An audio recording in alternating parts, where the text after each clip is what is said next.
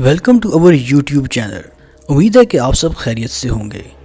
دوستوں، آج کی ہارر سٹوری ڈیوڈ اور اس کی فیملی کی ہے جو نیو یارک میں رہ رہے ہوتے ہیں۔ ان کی چھوٹی بیٹی اینا کی برتھ ڈے پر ایک ڈول گفٹ کی جاتی ہے اور ایک دن اچانک اینا کی موت ہو جاتی ہے اور پورے گھر میں خوفناک پیرانارمل ایکٹیویٹیز سٹارٹ ہو جاتی ہیں۔ تو بنا ٹائم ویسٹ کیے شروع کرتے ہیں آج کی ہارر سٹوری۔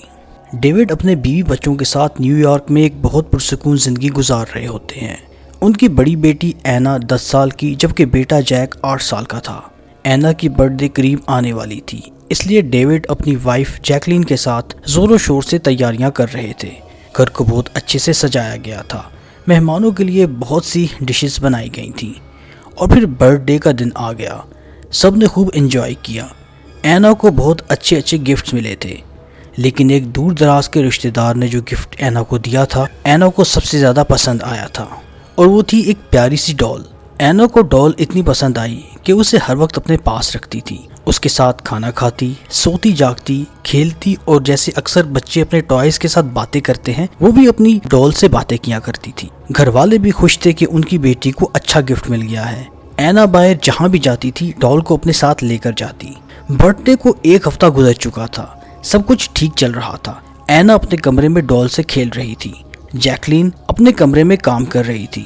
وہ کسی کام سے اینا کے کمرے سے گزری تو انہوں نے دیکھا کہ اینا اپنے کمرے میں فرش پر لیٹی ہوئی تھی اور اس کی آنکھیں بند تھیں اور وہ ڈول ساتھ ہی پڑی ہوئی تھی۔ پہلے تو جیکلین سمجھی کہ اینا ڈول سے کھیلتے کھیلتے سو گئی ہے، لیکن جب جیکلین نے اینا کو جا کر جگایا تو اینا نہیں اٹھی اور اس کی سانس نہیں چل رہی تھی۔ اس پر جیکلین کی چیخ نکل گئی۔ چیخ کی آواز سن کر ڈیوڈ اور جیک بھی اس کمرے میں آ گئے۔ ڈیوڈ نے اپنی بیٹی کو چیک کیا اور فوراً گاڑی میں ڈال کر ہاسپٹل لے گئے۔ ہاسپٹل میں ڈاکٹرز نے اینا کو چیک کیا اور بولے، "وی آر ویری سوری، آپ کی بیٹی اینا کی ڈیتھ ہو چکی ہے۔ کسی ڈر یا خوف کی وجہ سے آپ کی بیٹی کا ہارٹ فیل ہوا ہے۔" ڈیوڈ اور جیکلین اپنی پیاری سی بیٹی کی اچانک موت سے بہت دکھ میں تھے۔ انہوں نے اپنی بیٹی کی آخری رسومات قریبی چرچ میں ادا کی۔ آخری رسومات کے بعد ڈیوڈ اور جیکلین نے اپنی بیٹی کی تمام چیزوں کو یادگار کے طور پر اس کے کمرے میں سجا دیا۔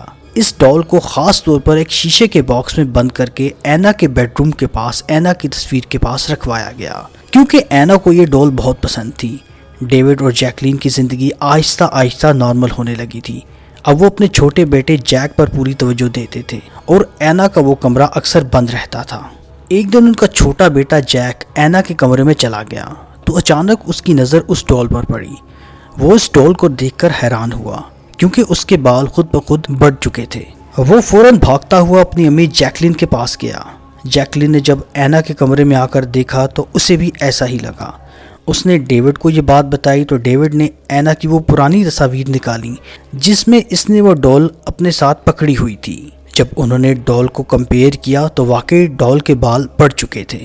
وہ بہت حیران ہوئے، لیکن انہیں یہ بات سمجھ نہ آئی کیونکہ ڈول شیشے کے باکس میں بند تھی اور کوئی بھی اس سے نہ کھیلتا تھا نہ کہیں باہر لے جاتا تھا۔ خیر، گھر والوں کو یہ بات سمجھ نہ آئی اور انہوں نے اس بات کو اگنور کر دیا۔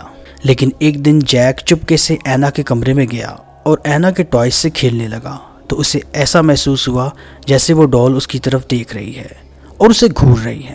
جب وہ دوسری طرف رخ کرتا تو ایسا لگتا جیسے وہ ڈول ہنس رہی ہو اور اس کے ہنسنے کی آواز سنائی دینے لگتی۔ جیک نے ڈول کو شیشے کے باکس سے نکال دیا اور اس کے بال کاٹ دیے اور دوبارہ باکس میں رکھ دیا۔